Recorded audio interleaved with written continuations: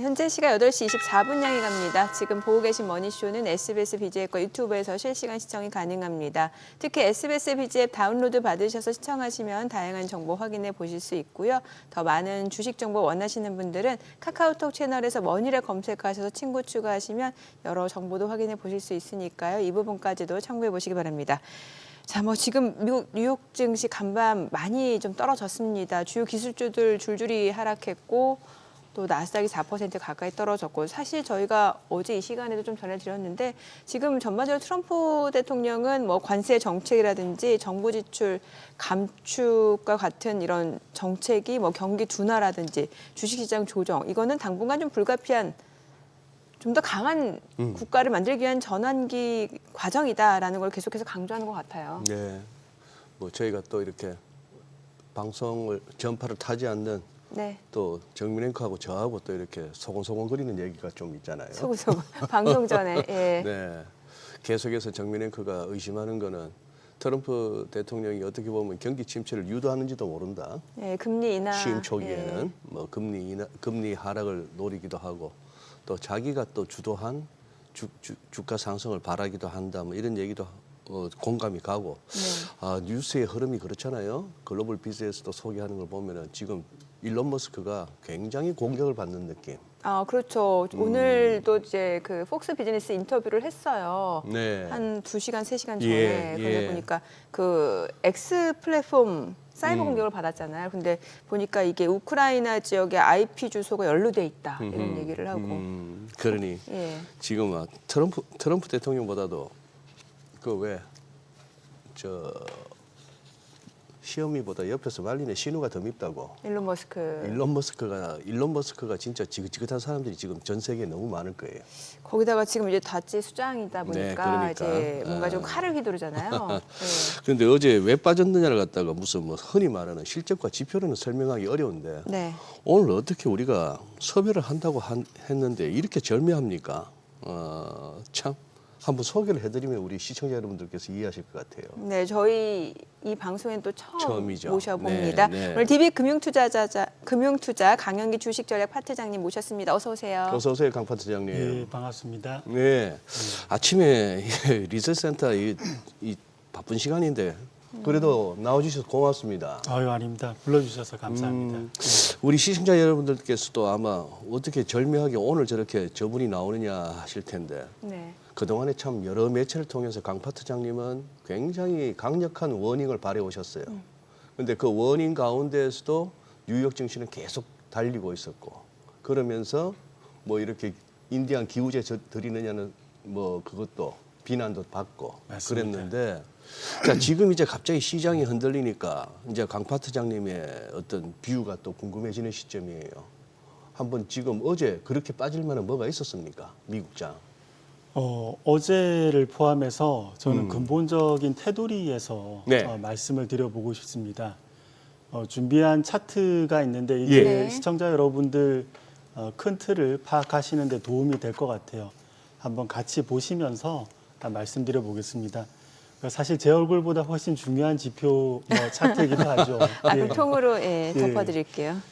지난 기간 살펴보면 미국 주식시장의 밸류에이션이 랜드마크처럼 솟아오를 때가 지난 40년간 3번 있었습니다. 2000년 이때는 S&P 500이 PER 25배까지 갔었죠. 아하.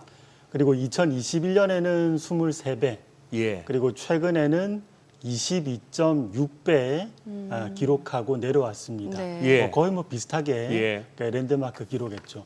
근데 밸류에이션이 이 정도로 높아지면 모멘텀이 추가가 돼야 됩니다. 예. GDP 증가율로 모멘텀을 제가 한번 표현을 해봤는데 만약에 이러한 GDP 증가율이 내려온다, 모멘텀이 떨어진다 그러면 그 당시 밸류에이션은 유지가 되기가 어려워요. 당연한 이치겠죠.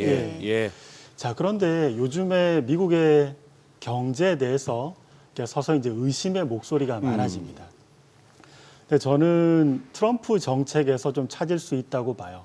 미국의 근본적인 문제는 미국이 국가가 장기 연속성을 가지기 위해서는 쌍둥이 적자를 해결을 해야 됩니다. 네.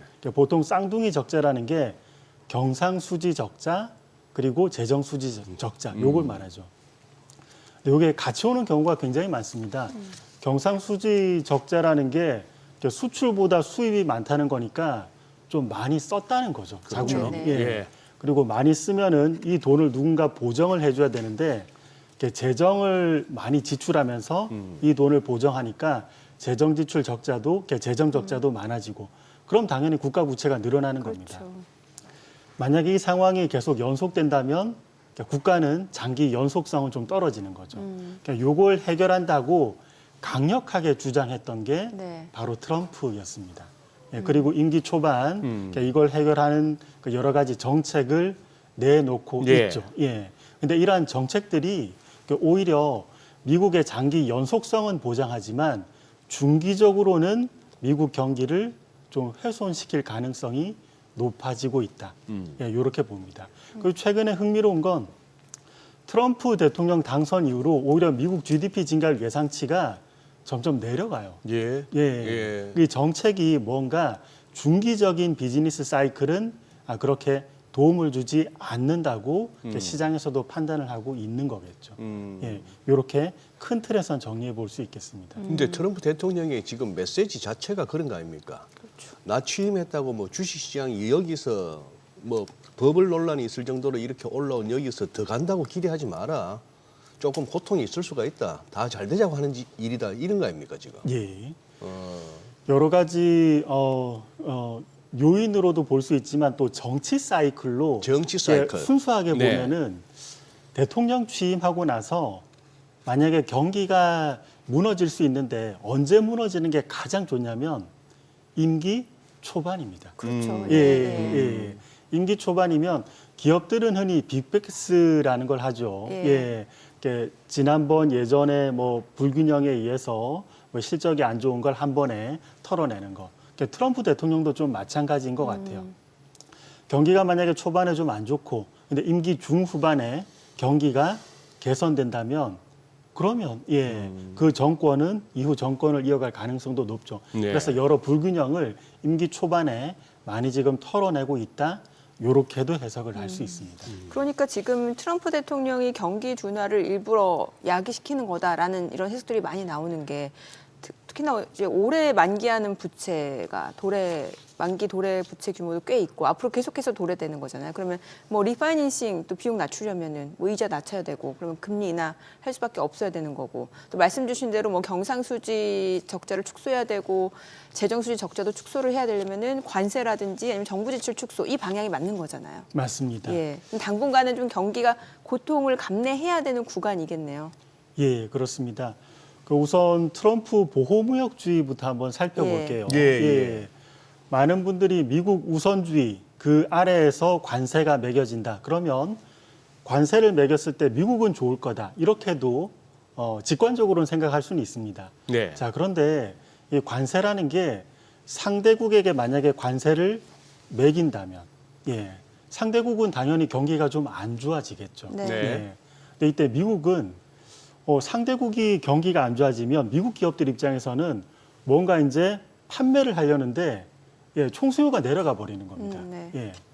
예전에 이 사례가 트럼프 1기 때 보호무역주의 본격화됐을 때도 나타났었어요. 네. 이것도 한번 관련 네. 차트 제가 준비해봤는데 같이 한번 보실까요? 예.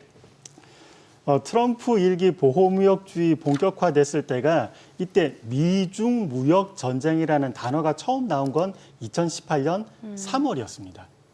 그리고 보호무역주의 본격화는 2018년 2분기부터.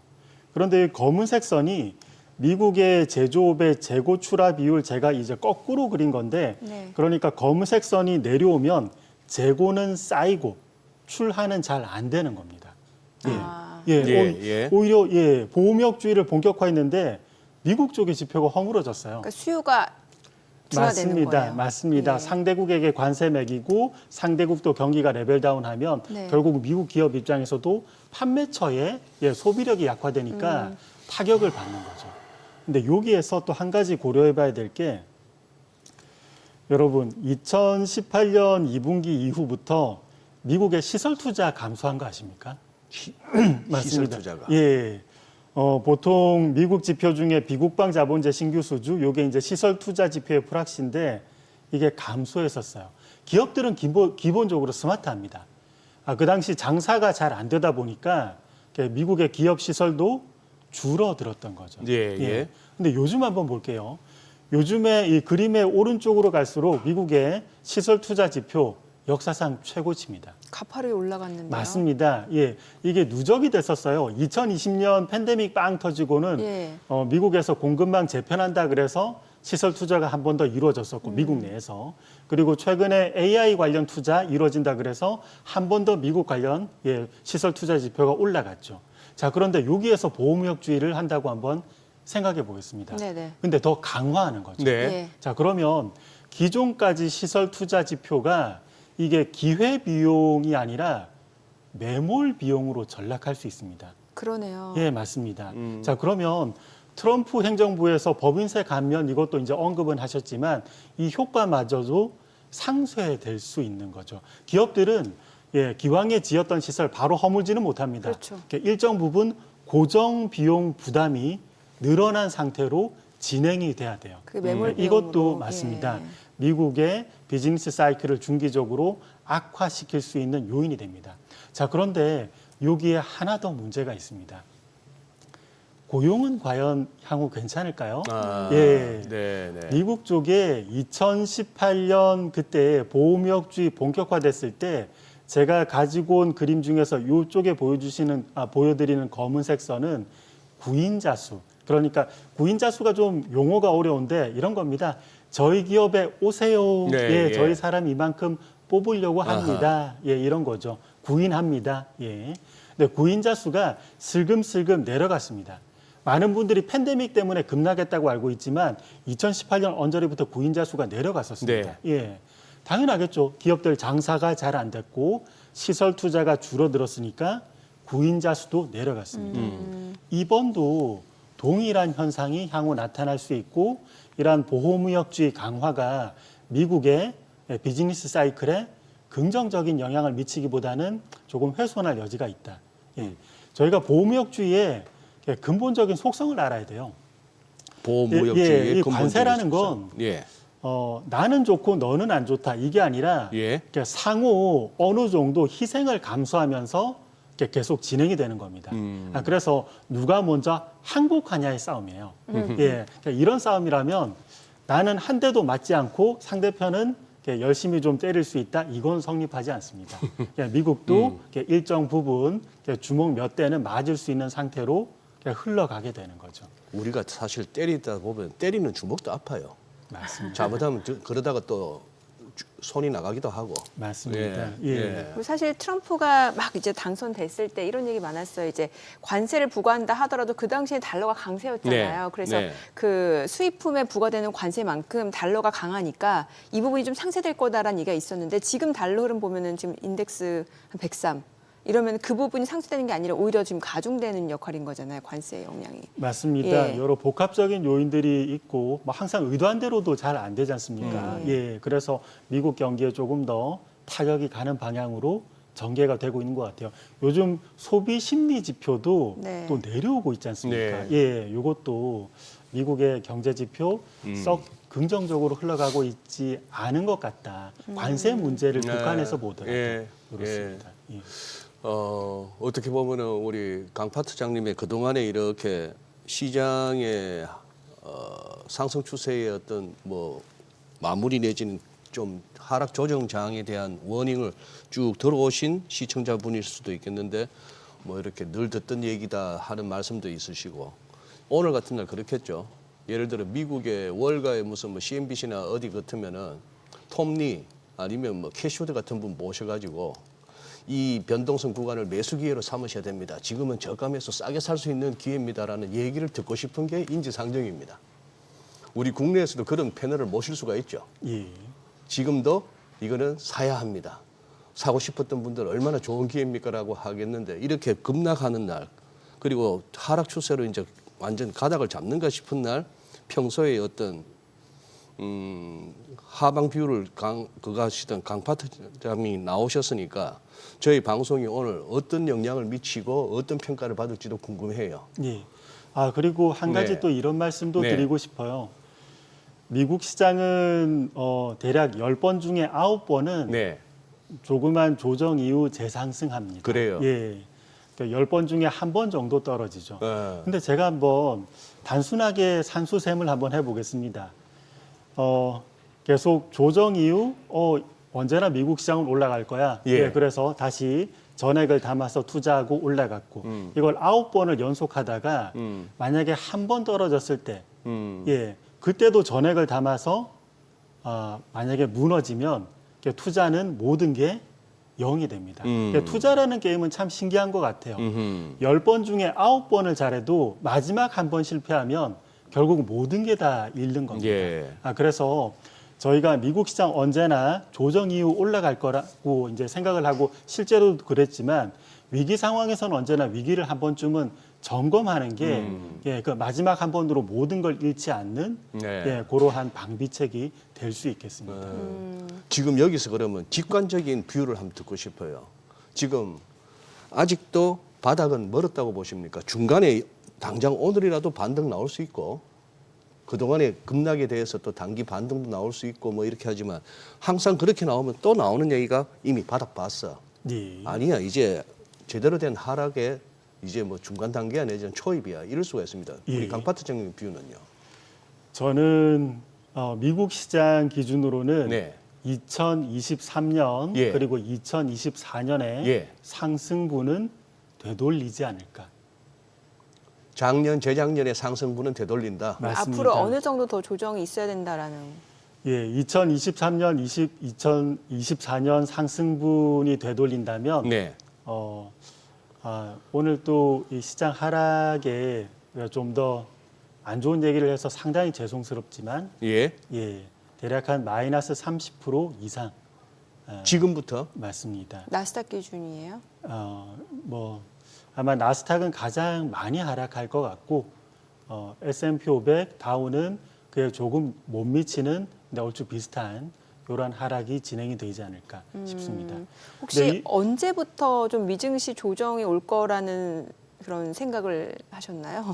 아마 시청자분들 많이 아실 겁니다. 전 작년 하반기부터 미국 시장의 불안을 언급을 했었고요. 예. 여기에서 작년에 그리고 재작년에 상승분까지 되돌릴 수 있다는 건 보호무역주의를 떠나서 사실은 좀 더 큰 요인이 있어요.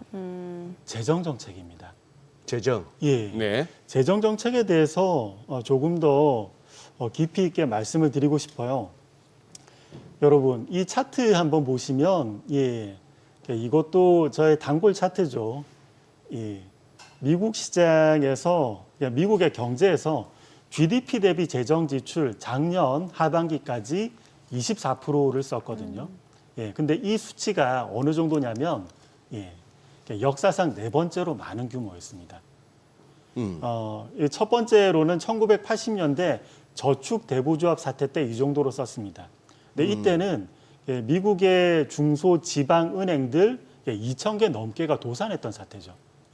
자, 그리고 금융위기 때도 뭐 은행이 거의 준도산 상태였으니까 이때도 이 정도로 자금을 쏟아부었습니다. 팬데믹 때는 경제가 멈춰서서 자금을 많이 쏟아부었죠. 근데 작년에는 어떠한 위기가 왔었나요?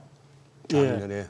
마땅하게 위기는 없었고, 경제가 좀 불안정한 감은 있었습니다. 뭐 샴의 룰도 언급되고, 하지만 이걸 미연에 방지하고자 바이든 행정부에서 상당한 자금을 쏟아부었습니다. 이 말인즉슨 조금 더 경제학적으로 풀어보면 유동성 함정이 없는 상태에서 자금을 상당 부분 투입했다는 겁니다. 자, 그러면 주식 시장도 굉장히 과포장되어 있을 수 있고 경제도 상당히 과포장되게 올라갔을 수 있습니다. 작년에 그래서 코인 부자도 굉장히 많아졌지 않습니까? 유동성 함정이 없는 상태에서 재정 지출을 많이 쓰다 보니까 이게 경제 금융의 왜곡 현상을 일으켰던 거죠. 여러분, 이 그림도 같이 한번 보시죠. 이 그림이 잠재 GDP 대비해서 실질 GDP가 어느 정도 올라와 있는지를 보여줍니다. 잠재 GDP는 원래 미국의 실력이라고 볼 수 있고 실질 GDP는 그 당시에 실력보다도 잘하나 못하나 이걸 보여주는 거죠. 근데 잠재 GDP 대비 실질 GDP 이게 웬만한 호황 국면 뺨치게 올라와 있습니다. 그러네요. 이게 유동성 함정이 없는 상태에서 돈을 풀었을 때의 그 모습이었어요.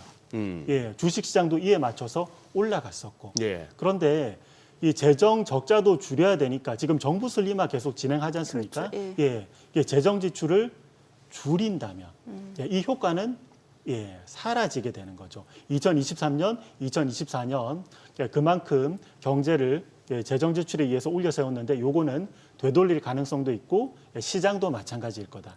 이렇게 생각을 하는 겁니다. 자, 이게 재정 지출을 줄인다는 게 저만의 생각이 아니라 미국 채권 시장도 그렇게 움직이고 있습니다. 그러니까 여러분, 미국의 장기채 금리의 하락 속도가 그 어떤 나라보다 빠르다는 거 아십니까?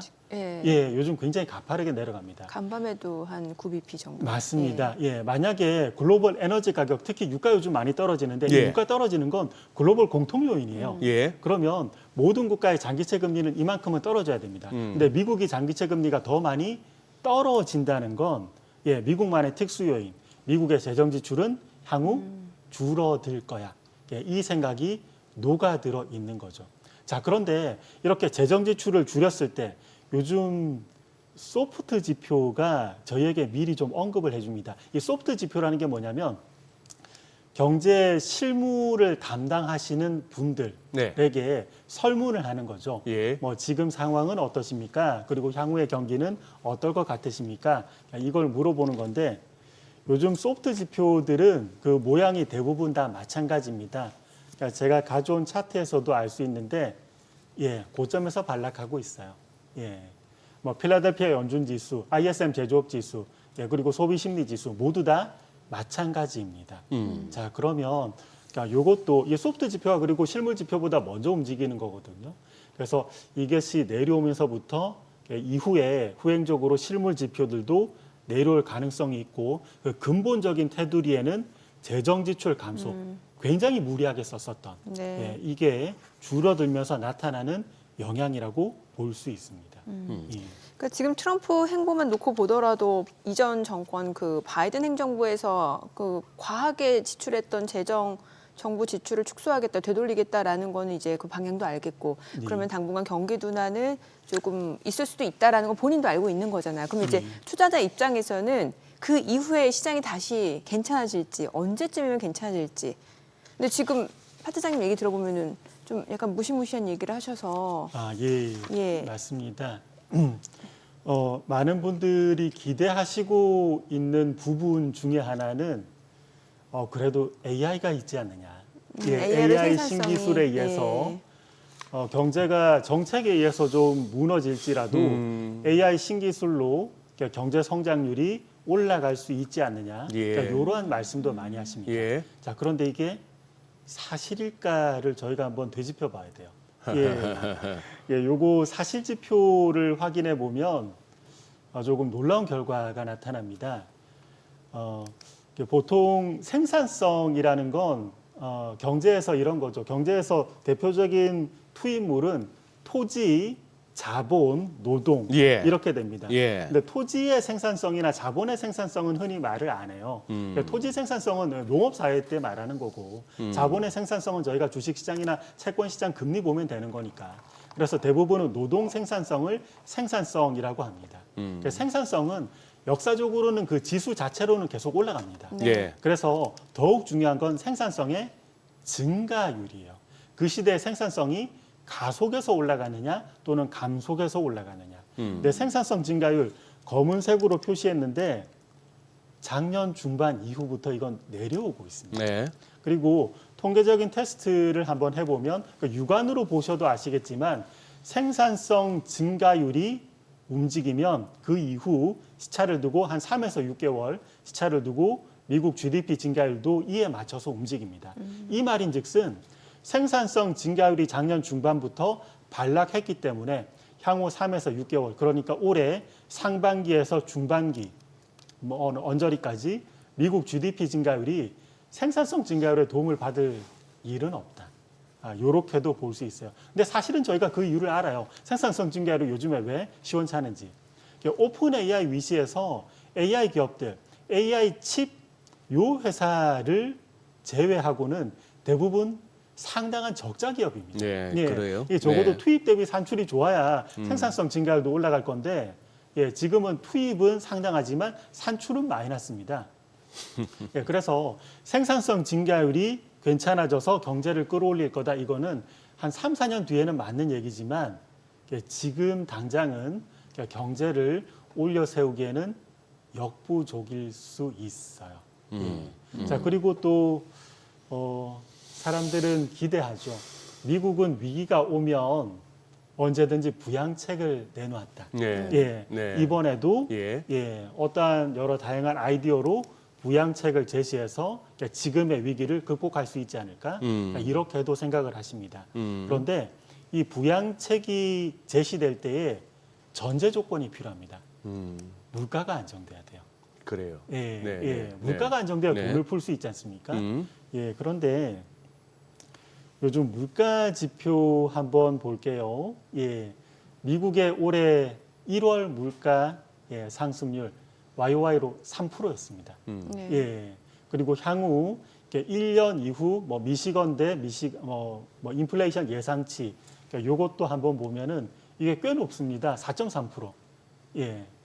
뭐 이 정도로까지 올라갈까는 모르겠지만 그래도 사람들은 이렇게 믿고 있다는 거죠. 네. 그리고 인플레가 심리적인 부분도 상당하지 않습니까? 예. 선매수를 계속하면 인플레가 올라간다고 선매수 계속하면 그 자체로도 물가는 올라가니까. 예.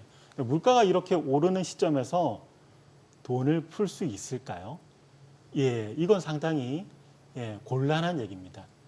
예전에 미국이 위기가 닥쳤을 때 뭐 금융위기 이후 뭐 몇 번의 위기가 있었습니다. 이때마다 극복했었던 건 돈의 힘으로 좀 극복을 했었습니다. 대표적인 사례가 여러분 기억나실지 모르겠습니다. 2009년부터 2012년까지 셰일가스 그 셰일 개발이 한참 이루어졌었죠. 예, 그래서 이 주도주로 쭉 가다가 한번 시장이 휘청하고 주도주가 한번 전환된 적이 있습니다. 예, 그 이후로 팡이라는 이름이 나왔어요. 네, 그래요. 근데 보통 주도주가 바뀌면 시장이 무너진 다음에 주도주가 바뀌는 경향이 네, 있습니다. 네. 근데 그때 무너지지 않았죠. 그때는 QE2에서 오퍼레이션 트위스트 그리고 QE3까지 돈의 뭐 여러 가지 용어만 바꿔서 돈을 푸는 여러 가지 정책들이 연속됐었습니다. 예. 그리고 또 트럼프 1기 때 보호무역주의 때 그때는 왜 시장이 괜찮았느냐? 예. 미국 시장 기준으로. 예.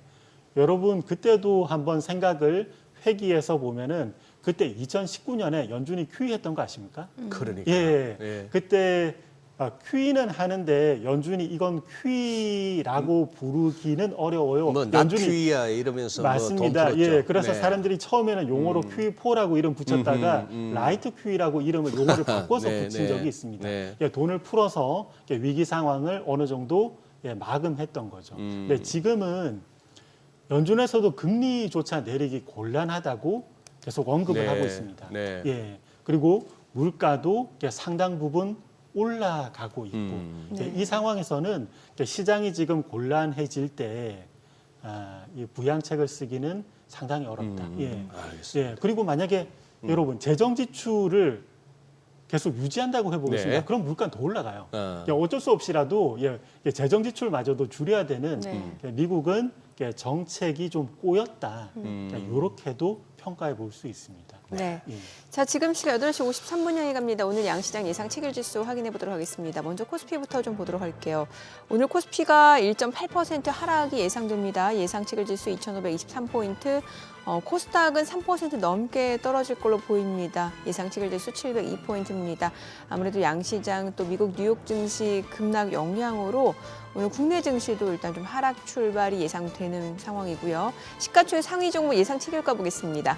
삼성전자입니다. 오늘 1.6% 하락 예상되고요. 호가는 52,800원, SK하이닉스 2% 하락 예상됩니다. 예상 체결가 183,500원. LG에너지솔루션 2.7% 하락 예상되고요. 호가는 34만 원. 삼성바이오로직스가 1.2% 약세가 예상됩니다. 예상 체결가 107만 원. 현대차가 1.3% 하락 예상되고요. 기아도 2% 하락 예상됩니다. 호가는 96,000원, 셀트리온 그리고 삼성전자, 우선주는 보합 예상되고요. 네이버가 3% 하락 예상됩니다. 예상 체결가 207,500원, 한화 에어로스페이스가 1.7% 하락 예상되고요. 호가 69만 원으로 나타나고 있습니다. 코스닥 시가총액 상위 종목 예상 체결가도 보도록 하겠습니다. 오늘 시가총액 10위권 내에서 대부분의 종목들이 하락 출발 예상되는데 알테오젠이 3% 하락 예상되네요. 지금 호가는 36만 원, 에코프로비엠 4% 넘게 떨어질 걸로 보여지고요. 호가는 11만 7,300원, HLB도 하락 출발 예상되고 에코프로, 레인보우 로보틱스 모두 4%대 하락이 예상됩니다. 각각 호가는 5만 7,500원, 30만 원으로 집계되고 있고요. 삼천당제약이 7% 넘게 빠질 걸로 보입니다. 호가는 18만 원, 그리고 휴젤 0.6% 하락 예상되고 클래시스가 1.8% 하락 예상됩니다. 예상 체결가 59,200원, 리가캠바이오가 3% 하락 예상되고요. 지금 호가는 10만 3,500원, 코오롱 티슈진도 2% 약세가 예상됩니다. 일단 오늘 양시장 좀 하락 출발 예상되는데 이제 관건은 지금 시장 좀 조정이 어느 정도 마무리됐다라는 그런 인식이 있으면 매수세가 유입될 거고 추가적으로 좀 불안하다라는 생각이 들면은 글쎄요, 지금 낙폭이 더 커질 수도 있는 구간이기 때문에 일단 변동성 확대는 좀 유의하셔야 될 것 같아요. 그렇죠. 예. 지금 저거는 거의 야간 선물에서 보였던 낙폭보다 훨씬 더 큰데 거의 2배 네. 가까운데 투자자의 어떤 그 정체성에 따라서 지금 이 시세를 보면서 느낌이 다 다를 겁니다. 그렇죠. 소위 말하는 트레이딩 단타 하시는 분들한테는 네네. 가슴이 아주 뛸 거예요. 갭다운으로 그냥 폭락 출발하면은 네네. 개장 초에 이렇게 또 짧게 네. 잡아서 3, 4%라도 2, 3%라도 먹고 이런 식으로 막 지금 설계를 하고 계실 것 같고 그런 식으로 대처하시는 분들이 아니라면은 굉장히 또 이제 공포에 휩싸이는 그런 날이 되는 그런데 참 그래요. 아까 우리 강 파트장께서 생산성 지표를 갖다가 화면에 보여주시니까 우리 시청자분의 반응이 그래요. 누구는 AI 때문에 생산성이 좋아진다, 오른다 그러고 누구는 낮아진다 그러고 마찬가지잖아요. 똑같은 지표 보면은 어제 이 시간에는 저희가 미국의 경제 펀더멘털이 너무나 견조하기 때문에 이 하락 갖다가 그렇게 걱정할 이유가 없는 근거를 갖다 또 봤습니다. 그런데 이제 강파트님 같은 분이 갖고 오시는 자료는 보면은 자료를 보면서 설명만 들어도 막 가슴이 떨리는 자료들만 갖고 오시는 거예요. 네. 그럴 수밖에 없잖아요. 맞습니다. 예, 그럴 수밖에 없는데 아니 지금 저는 제일 화가 나는 게 작년 한 12월쯤에 그 배트맨에 낚인 거. 이 월가 애들이 결국 또 그 M7 갖고도 안 되니까 브로드컴 집어넣어가지고 배트맨이라고 해서 시총 상위 8개 1조 달러 넘는 애들 그거 해서 마지막으로 우리 한국 돈까지도 다 땡겨 먹은 거예요.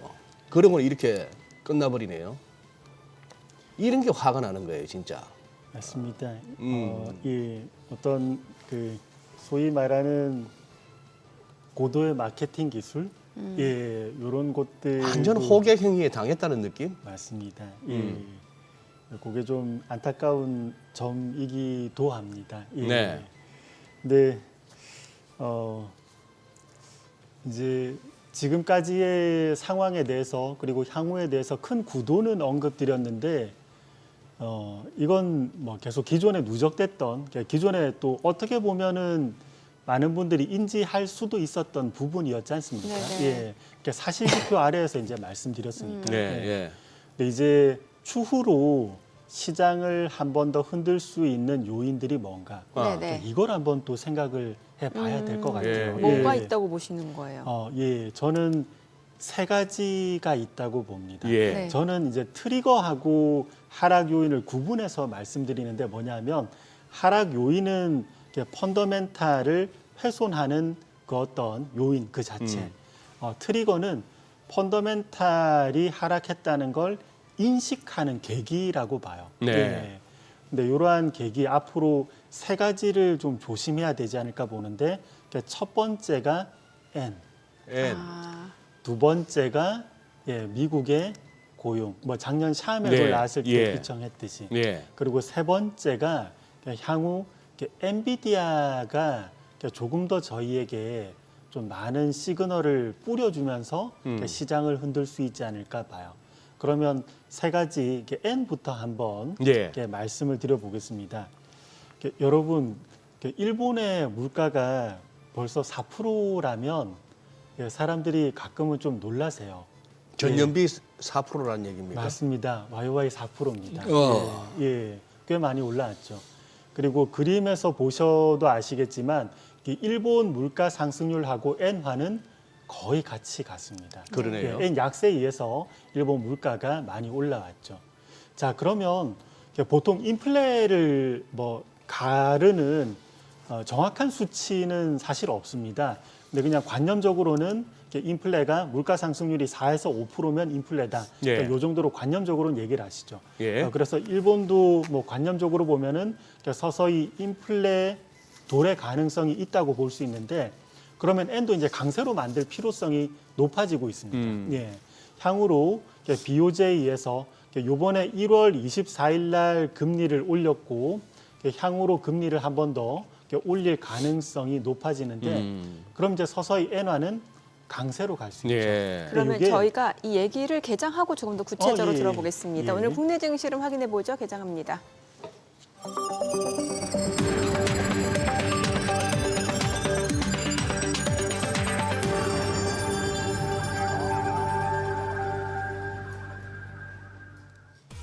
네, 3월 11일 화요일 국내 증시 개장했습니다. 간밤 뉴욕 증시 3대 지수 모두 떨어졌고 특히 나스닥은 4% 가까이 폭락했습니다. 주요 기술주들 거의 패닉셀 수준의 투매 현상이 좀 나오는 모습이었고 전반적으로 경기 침체, 경기 둔화에 대한 우려가 투자 심리를 위축시키고 있는 양상이고요. 오히려 안전자산 선호 현상은 조금 더 강해지는 것 같습니다.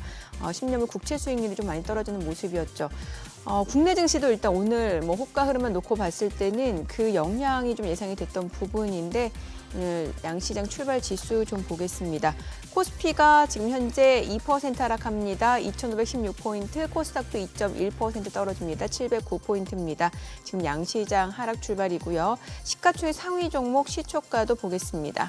삼성전자가 1.8% 떨어집니다. 52,700원, SK하이닉스도 2.6% 약세로 18만 3천원, LG에너지솔루션도 3% 넘게 떨어집니다. 33만 8천원이고 삼성바이오로직스가 1% 하락으로 107만 원이고요. 현대차가 1% 떨어집니다. 19만 5,400원, 그리고 기아가 0.8% 하락으로 9만 7,200원에 거래되고 있는 모습이고요. 지금 그밖에 다음 화면 좀 넘어갈게요. 자, 삼성전자 우선주 셀트리온 볼게요. 셀트리온 0.98% 하락합니다. 18만 1,400원.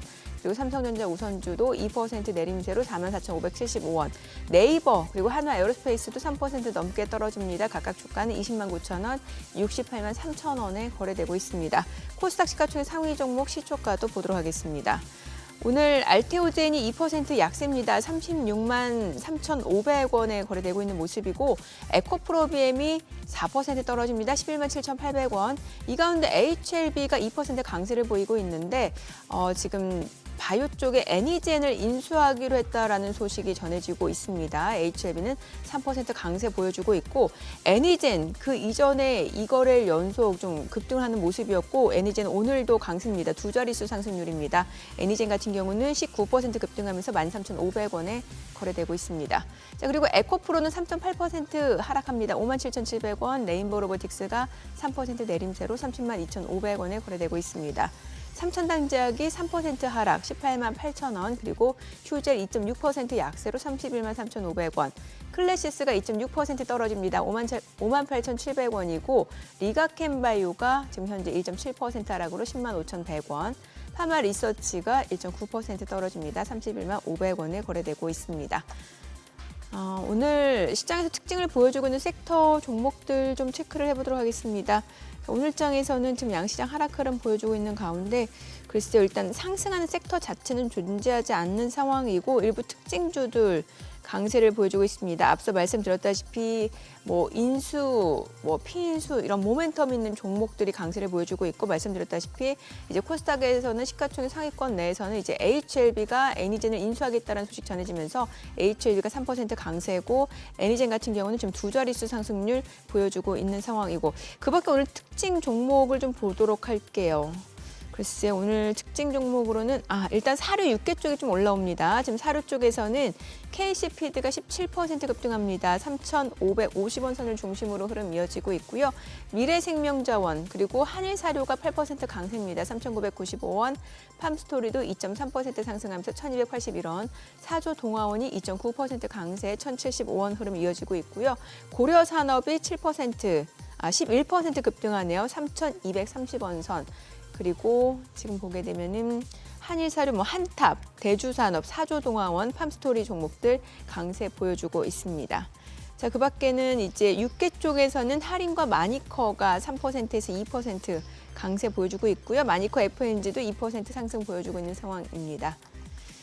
자, 그 밖에는 오늘 글쎄요, 어떤 섹터나 좀 테마를 형성하는 쪽은 눈에 띄지 않고 있는 상황이고, 오히려 지금 이제 외국계 창구 쪽에서는 KB금융, 알테오젠, 센트리온, 현대차, 기아 이런 종목들 순매수하고 있는 것으로 확인이 됩니다. 자, 수급 상황 체크해 보겠습니다. 오늘 유가증권 시장에서 외국인 순매수 보여줍니다. 738억 원 매수 우위고요.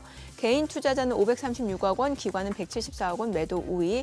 코스닥에서도 외국인 순매수 보여줍니다. 578억 원 매수 우위, 개인과 기관은 각각 515억 원, 지금 8억 원 순매도를 나타내고 있습니다. 오늘 외국인 선물에서 좀 많이 팝니다. 5천 계약 넘게 매도 우위 나타내고 있습니다.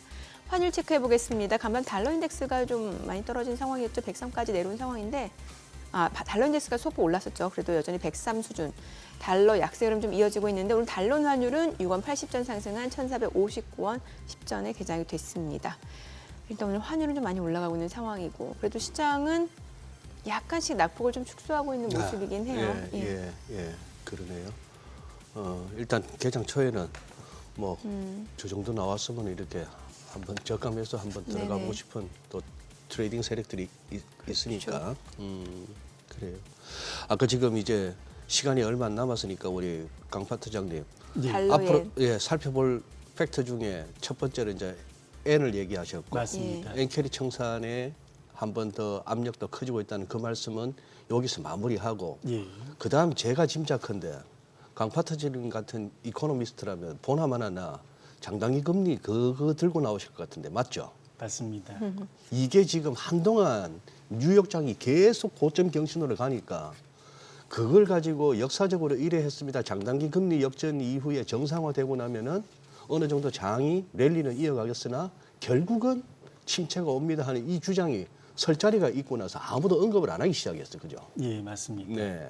그 부분 그러면 어떻게 연결이 됩니까? 장단기 금리 차는 네.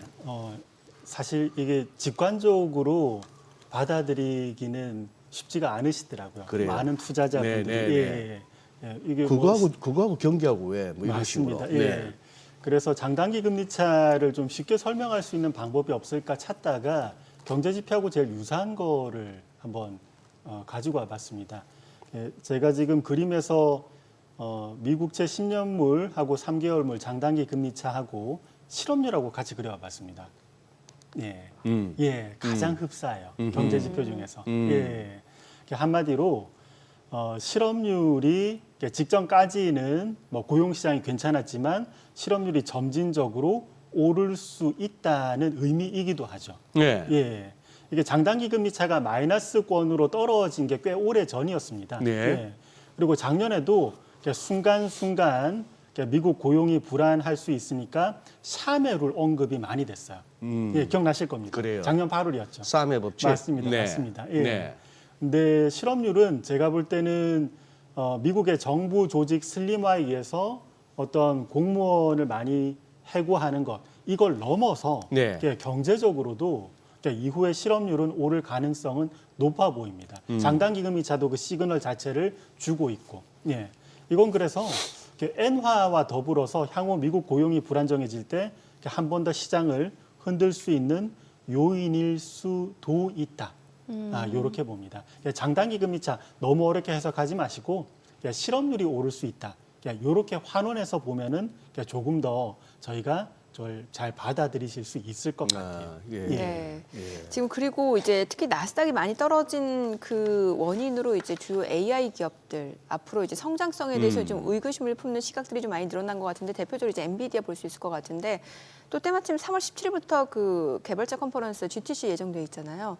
앞으로 좀 중요할 것 같아요. 지금 한 올해 고점이 한 153달러 전 수준인데 지금 100달러까지 내려왔어요. 예. 어떻게 보시는지요? 엔비디아는 저는 굉장히 작년에 좀 흥미롭게 봤어요. 왜냐하면 네. 엔비디아는 기본적으로 성장주고 성장주는 성장률에 의해서 움직입니다. 네. 성장률에. 맞습니다. 성장률이 감속을 하면 주가도 내려오고 성장률 올라가면 주가도 올라가야 돼요. 자, 그런데 작년에 엔비디아의 성장률의 프락시라고 할 수 있는 매출액 증가율은 네. 수치는 화려했지만 떨어졌습니다. 예. 예. 작년에 매출액 증가율이 떨어졌는데 엔비디아 주가는 왜 버텼냐? 예. 앞서 언급드렸던 재정 지출에서 찾을 수 있어요. 예, 역사상 네 번째로 재정 지출 많이 풀었고 유동성 함정도 없으니까 당연히 이 돈이 주가에도 달라붙었던 거죠. 예. 자, 그러면 엔비디아는 향후 2단계의 어떠한 난관을 맞이할 수 있습니다. 첫 번째 단계. 재정 지출이 줄어들 때 작년에도 반영을 하지 않았던 네. 매출액 증가율에 대해서 매출액 증가율이 하락하는 거에 대해서 한 번 더 반영을 해야 돼요. 그리고 이후 딥시크 나왔으니까 데이터 센터도 좀 더 이제 좀 저비용으로 지을 수 있으니까 예. 엔비디아의 향후 실적도 좀 여러 가지 생각은 많아질 수 있습니다. 이 부분, 그러니까 향후 매출액 증가율이 떨어진다는 거에 대해서도 엔비디아가 또 반응을 해야 돼요. 예. 그래서 저는 엔비디아가 최근의 하락으로 끝났다기보다는 이후 2단계 하락, 예, 직전까지의 반응하지 않았던 것, 향후 또 반응해야 될 것, 이것이 남아 있다. 이렇게 평가합니다. 그리고 이 주식시장을 한동안 이끌었던 주도주가 이렇게 또 흘러간다는 건 시장에도 내포하는 바가 있습니다. 그 당시 주도주는 그 당시 주식시장과 운명을 같이 하지 않습니까? 근데 주도주가 만약에 내려간다면 그 당시 주식시장도 결국은 그냥 유사한 모습으로 흘러갈 수밖에는 없습니다. 예. 이 점도 예. 주의해야 되겠다. 이렇게 언급을 드립니다. 특히나 이제 엔비디아 주가 상승세가 좀 쉽지 않을 수 있다라고 보는 시각에는 이런 자료를 들고 나오시는 분들도 있더라고요. 그 매출액 추이를 보니까 외상 매출 추이가 늘어나고 있다. 이렇게 또 주장하시는 분들도 있더라고요. 엔비디아 칩을 외상으로 가져가는 데가 있어요? 실제로 오, 이제 그래요? 그거는 이렇게 오, 자료를 제가 네. 봤는데 제가 갖고 오지는 못했는데 그러니까 그걸 근거로 이제 엔비디아 주가 상승이 좀 제한적이거나 더 추가적으로 조정받을 수 있다라고 주장하시는 분들도 있더라고요. 이게 다 결코 맞는 건 아니에요. 무슨 말인지 알겠네요. 예, 예. 아니, 현금 들고 줄 서서 가져가야 될 칩을 예, 예. 외상으로도 가져갈 수 있다. 예, 그 자료가 있긴 한데 그렇다고 꼭 그게 뭐 전부는 아니니까. 맞습니다. 예, 전부는 그런 아니지만 약간 단면적으로 보면은 시사하는 바는 있네. 예, 맞습니다. 네. 지금까지 기업들이 약간 더 무리해서 부채를 통해서 데이터 센터를 지으려고 했는데 만약에 상황이 열악해지면 이런 너무 무리한 자금 조달은 하지 않을 거고 그럼 이것도 엔비디아의 향후 실적에도 영향을 미칠 수 있다고도 해석은 해볼 수 있겠습니다. 예. 참 이게 주가 막 올라갈 때는 이런 얘기 안 나오다가 그러니까 주가가 좀 떨어지면 이런 얘기 나오는 것도 좀 또 씁쓸하긴 해요. 주가 올라갈 때 방금 같은 얘기하면은 그냥 욕만 먹어요. 지금 얘기해도 욕 먹어요. 욕은 어차피 안 좋다는 얘기는 언제 해도 욕 먹어요. 올라갈 네. 때 얘기해도 욕 먹고. 그렇죠. 달러 어떻게 보십니까 지금? 그러면은 지금 이 예. 미국 증시가 이런 상황 하에서 그럼 달러는요? 달러에 대해서는 저희가 특히 한국 시장 네, 입장에서 네. 중요한 게 이제 원달러인데 원달러가 최근에 금리 차에 좀 반응을 하더라고요. 저희 원달러 환율이 원래 한미 금리 차에 잘 반응을 했던 환율은 아닙니다. 그냥 예, 그냥 수급이 다였는데. 맞습니다. 네. 저희가 이게 뭐라고 할까? 네. 금리 차에 어떠한 통화가 반응하면 그 통화는 선진국 통화예요. 좀 이제 선진화된 거죠. 맞습니다. 예. 근데 저희가 어느 순간부터 금리 차에 반응하기 시작했다는 건 네. 저희도 해외 투자가 많아지면서 아하. 이루어졌던 일이 아닌가 네. 이렇게 생각합니다. 일본도 그렇지 않습니까? 네. 그래서 작년 어느 언저리부터 최근까지 금리 차에 반응했는데 미국은 재정 지출을 줄이면 국채 발행 물량이 줄어들어서 미국의 장기채 금리 하락 속도가 더 빨라지고 네. 그러니까 한미 금리 차가 지금 원화 강세에 유리하게 진행이 되고 있는 거죠. 이게 지금까지 한국 시장을 비교적 견조하게 만들었던 이유기도 하다고 저는 판단합니다. 원화가 강세면 해외 투자자 입장에서는 매도 압력을 어느 정도 줄일 수 있는 거죠. 그래서 한국 시장이 조금은 더 튀었는데 향후로 보면 이렇습니다. 달러가 참 특이하게도 달러 스마일 이론이라고도 하는데 위기 상황이 되면 이러한 안전자산 선호 현상이 조금 더 강해집니다. 이때가 됐을 때 달러가 강해지면 저희 원달러 환율도 지금 1,450원, 1,460원 네. 이 정도 하는데 요거보다는 조금 더 높은 방향으로 좀 체류하지 않을까. 뭐 1,500원 위까지는 안 보시고. 그건 좀 지켜봐야 조금 되는데 지켜봐야 될 그거는 것 좀 같다. 그 가능성도 물론 없진 않지만 예. 일단은 좀 지켜볼 필요가 있고 미국 시장이 하락했을 때 달러 강세 그리고 우리 한국 시장도 압박받을 여지는 있겠다. 환율 포함해서 저희가 또 이런 말씀도 한번 전해드릴 수 있겠습니다. 국내 증시 좀 여쭤볼게요. 이제 뭐 어찌 됐건 간에 이제 미증시는 그동안 많이 올라왔기 때문에 좀 이런 밸류에이션 부담이 있을 수 있겠습니다만 국내 증시는 사실 그렇지도 않잖아요. 맞습니다. 저는 미국 주식 시장은 국내 주식 시장보다 더 하락할 것 같고 국내 주식 시장은 반대로 미국 시장보다 훨씬 덜 하락할 것 같아요. 덜 오른 만큼. 맞습니다. 이게 역사적으로도 굉장히 반복됐던 상황이기도 한데 대표적인 예 여러분 한번 2000년 사례 볼까요? 2000년 사례 하면 좀 무시무시할 수 있지만 저희가 한번 관념적으로 받아들일 수는 있을 것 같아요. 제가 지금 띄운 차트가 8페이지입니다. 8페이지 차트 한 번만 보여주시죠. 2000년 그때 99년에서 2000년 넘어갈 때 감사합니다. 99년에서 2000년 넘어갈 때 이때 Y2K 버블이라 그래서 컴퓨터가 99년에서 2000년 인식 못한다. 그러면 이 경제에 큰 위기가 올 수 있다. 그래서 연준에서 돈 많이 풀었습니다. 그래서 미국 시장이 좀 더 올라가고 한국은 펀더멘탈 부진을 반영해서 먼저 내려왔죠. 요즘하고 좀 비슷하지 않나요? 저희 한국 시장이 7월부터 내려왔죠. 그러다가 미국이 밸류에이션 굉장히 높았는데 이때 25배까지 갔습니다. 근데 모멘텀 감소 반영해서 미국 시장 내려오고 한국 시장도 내려왔죠. 이때 2차 하락입니다. 향후 한국이 경험할 겁니다. 자, 그런데 그 다음 미국 시장은 추가적으로 대세 하락을 더 이어갑니다. 자, 그런데 한국 시장은 하락이요? 한국 시장은 옆으로 기어버려요.